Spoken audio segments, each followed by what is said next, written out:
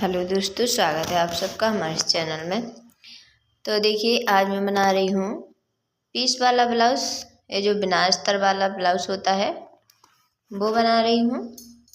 तो मैंने सोचा आपको कटिंग दिखा दूँ। तो देखिए हम किस तरह से इसको रखते हैं। ये देखिए हमने रखा है इसको लंबाई में, लेकिन इससे पहले हम आस्तीन निकाल लेते हैं। तो आस्तीन के लिए भी हमने इस तरह से लंबाई में 4 फोल्ड करना है।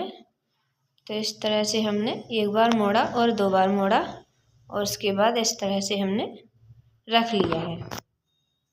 और अब हम आस्तीन का नाप लेते हुए इसको नाप लेंगे।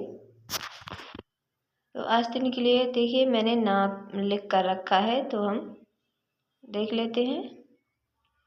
तो यहाँ पर आस्तीन की लंबाई है 9 इंच। तो हम 2 इंच एक्स्ट्रा लेंगे, आधा इंच ऊपर की साइड दब जाएगा और 1.5 इंच नीचे की साइड मुड़ जाएगा। तो इस तरह से हमने 11 इंच पर निशान लगाया है।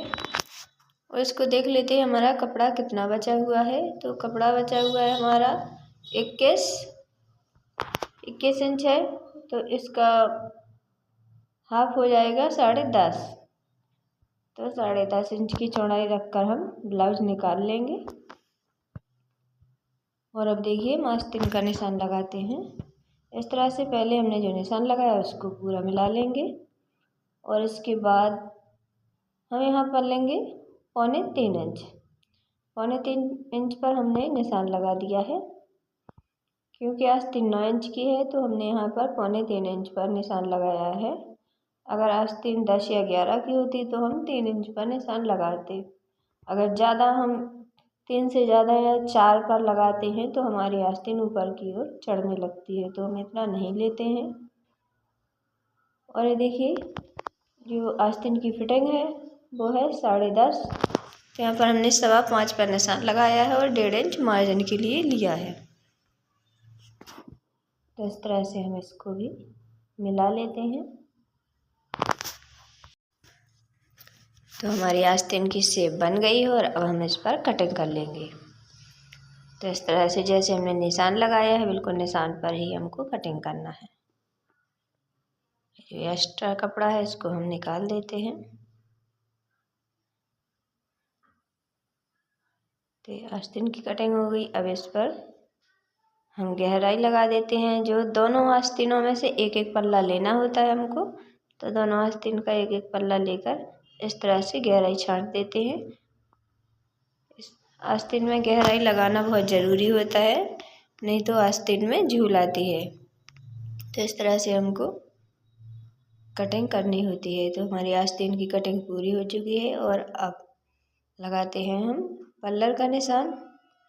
तो देखिए हमने इस तरह से मोड़ लिया है। जो बिगनर्स हैं, जिसने सिलाई शुरू ही की है सीखना, तो उनको परेशानी होती है कि कपड़ा कैसे रखें, किस तरह से मोड़ें, किस लंबाई में लें या चौड़ाई में लें। तो आप इस वीडियो को देखकर समझ सकते हैं कि मैं किस साइड से कपड़े को मोड़ा है। तो आप भी इस तरह से रख सकते हैं। अब देखिए लंबाई देख लेते हैं ब्लाउज की। तो यहाँ पर ब्लाउज की लंबाई है 15 इंच, तो हमने लिया है 17 इंच। 2 इंच एक्स्ट्रा लेते हैं क्योंकि नीचे तुरपाई होती है इसमें, तो मोड़ने के लिए हमको कपड़ा ज़्यादा चाहिए होता है। और ये देखिए ये लेंगे हम शोल्डर। तो शोल्डर का हम पूरा माप नहीं लेंगे, इसमें हमने 5 इंच का निशान लगाया है और इधर लगाया है आर्म होल का 6 इंच पर। और गले का देख लेते हैं। इसका गला है 12 इंच, तो हमने 12 इंच पर एक निशान लगा दिया है। और इसके बाद चौड़ाई, तो चौड़ाई हमने 2.5 इंच पर ली है। गले की चौड़ाई 2.5 इंच पर ली है। यहाँ पर देख लीजिए, हम नाप लिख लेते हैं पहले इसका जो भी है, क्योंकि कॉपी में इतना साफ नहीं दिख रहा है। तो देखिए 32 कमर है और 37 है सीना। तो हमको सीना के हिसाब से इस तरह से गले से लेना है। गले की साइड से देखना है हमको कि हमको चेस्ट का नाप कितना लेना है। तो हमने यहाँ पर 9.25 लिया था और एक कमर के लिए 8 चौके 32 होता है, तो हमने 8 रखा था। और यहाँ पर देखिए कपड़ा कम है तो यहाँ पर हमको जॉइंट लगाना पड़ेगा इस तरह से। यहाँ से हमने 1.5 इंच प्लेट के लिए लिया है और 1 इंच मार्जिन के लिए। तो इस तरह से देखिए, इस तरह से तिरछा मिल रहा है। अगर हम इसमें प्लेट छोटी डालेंगे तो इतना तिरछा नहीं मिलेगा। देखिए ऊपर की साइड हमको आधा इंच डाउन भी करना पड़ता है क्योंकि बहुत तिरछा जा रहा है। तो नीचे की साइड कमर में इसकी नोक जैसी निकलती है, तो हमको ब्लाउज से नीचे नहीं निकालना चाहिए मार्जिन। तो यहाँ पर देखिए हम आर्म होल देख लेते हैं। आर्म होल चाहिए हमको 17 इंच। तो यहाँ पर अभी कम आ रहा है तो इसको हम थोड़ा नीचे खींच लेते हैं। इस तरह से इसमें दोबारा से गोलाई नीचे से देते हुए इस तरह से मिला देंगे और मिलाकर दोबारा से नापेंगे कि 17 इंच आ रहा है या नहीं। 17 से थोड़ा सा ज़्यादा ही चाहिए, कम नहीं होना चाहिए। 17.5, अभी तो 16 ही आ रहा है, तो हम थोड़ा सा और बढ़ाएंगे इसको।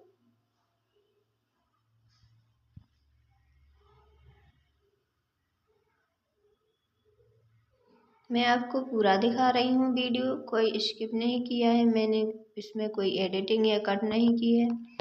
मैं आपको पूरा दिखा रही हूँ कि किस तरह से हमको, अगर आर्म होल कम आता है तो किस तरह से बढ़ाना है या ज़्यादा आता है तो किस तरह से घटाना है। तो आप वीडियो को देखकर अच्छे से समझ सकते हैं कि मैं किस तरह से कर रही हूँ। ये देखिए मैंने थोड़ा सा और नीचे की तरफ बढ़ाया है क्योंकि 17 इंच आर्म होल नहीं आ रहा था। तो देखिए अब इस तरह से नाप कर देख लेते हैं, हमको सिलाई छोड़कर नापना है। देखिए अब हमारा आर्म होल 17 इंच आ चुका है। तो अब हम इसी पर नीचे वाले हिस्से पर कटिंग करेंगे। गले की चौड़ाई का निशान लगा देते हैं। यहाँ पर हमने 3.25 इंच लिया है क्योंकि गला ज़्यादा डीप है, बहुत बड़ा है, तो हम इसको ज़्यादा चौड़ाई नहीं देंगे, कम चौड़ाई देते हुए ही निशान लगाएंगे और इसमें गोलाई का निशान लगा देते हैं। तो इस तरह से हमारा गला गोल बन गया है। और देखिए हम पीछे वाले पल्लर की कटिंग कर लेंगे पहले, फिर आगे वाले पल्लर पर निशान लगाते हैं। आप लोग वीडियो को पूरा देखिएगा क्योंकि सारे स्टेप मैंने इस वीडियो में बताए हुए हैं। जैसे मैं कटिंग करती हूँ उस तरह से मैंने सारा कुछ समझाया हुआ है इसमें, क्योंकि मैं चाहती हूँ कि जैसी मैं फिटिंग ब्लाउज में देती हूँ ऐसे आप लोग भी दें। मेरे ब्लाउज में कोई कभी शिकायत नहीं आती है, ऐसे ही आप लोगों के ब्लाउज में भी कोई शिकायत ना आए। तो वीडियो को पूरा देखें और सारे स्टेप को समझें। एक बार में समझ ना आए तो दोबारा देखें। अगर कुछ ना समझ में आ रहा हो तो हमसे कमेंट करके पूछ भी सकते हैं। देखिए मैं एक प्लेट के लिए निशान लगा रही हूँ। मैंने गले की साइड से 5 इंच पर लिया था और यहाँ पर 6 इंच की लंबाई ली है प्लेट की, और इसकी चौड़ाई लेंगे हम 1.25 इंच इस साइड और 1.25 इंच इस साइड। तो दोनों साइड से हमारा 1.5 इंच कपड़ा हमने छोड़ा हुआ है जो प्लेट के लिए, वो इसमें कवर हो जाएगा। और देखिए अब पीछे वाले पल्लर की कटिंग हो चुकी है और अब लेते हैं आगे वाले पल्लर को। तो देखिए हमारा कपड़ा ऐसा बचा हुआ है, इसको हम रख कर देखेंगे कि इस पर हमारा ब्लाउज आ रहा है कि नहीं आ रहा है। तो नाप कर देख लेते हैं, यहाँ पर हिस्सा कम है। अगर पीछे वाले पल्ला को रख कर कटिंग करेंगे तो वो दिखाई नहीं देगा कि कहाँ कपड़ा कम है। पहले हम जो कपड़ा कम है उसको छांट लेते हैं, एक साथ मिला लेते हैं, उसके बाद हम इस पर नाप कर निशान लगा लेंगे। तो देखिए हमने कपड़ा एक साथ मिला लिया है और अब इस पर हम आर्म होल का निशान लगा देते हैं, मुट्ठी का निशान लगा देते हैं। तो जैसे पीछे वाले पल्लर में हमने 5 इंच पर निशान लगाया था शोल्डर के लिए, तो यहाँ पर भी हमने 5 इंच निशान लगाया है और यहाँ पर आर्म होल वाला 6 इंच पर। तो यहाँ पर हमको आर्म होल का निशान 6 इंच पर नहीं लगाना है, ये मैंने लगा दिया है, लेकिन हमको नाप कर दोबारा से देखना है। यहाँ पर गला है 7 इंच, आगे वाला गला 7 इंच है तो हम 7 ही रखेंगे। हम सिलाई मार्जिन लेते हुए ही नाप लेते हैं। तो यहाँ पर चौड़ाई ले ली है हमने 2.5 इंच। आप चाहें तो 2.25 इंच भी लगा सकते हैं। चौड़ाई ज़्यादा नहीं लगाना चाहते हैं तो 2 इंच लगा सकते हैं, लेकिन वो ज़्यादा चौड़ा गला पहनती हैं तो मैंने 2.5 इंच पर लिया है। यहाँ पर देखिए तीरा ही हमारा ब्लाउज में ज़्यादा मेन होता है। ये ना तो ज़्यादा नीचे होने चाहिए और ना ज़्यादा ऊपर। यहाँ पर मैंने लिया है 13.5 इंच पर, और इसका थोड़ा सा ऊपर की तरफ नोक भी बना दिया है। और अब लेते हैं कमर का निशान। तो यहाँ पर कमर है 32 इंच, तो मैंने 8 इंच पर निशान लगा दिया और ये लिया 1.5 इंच प्लेट के लिए और 1 इंच मार्जिन के लिए। तो इस तरह से मैंने निशान लगा लिया है। और अब देखिए यहाँ पर देखते हैं आर्म होल।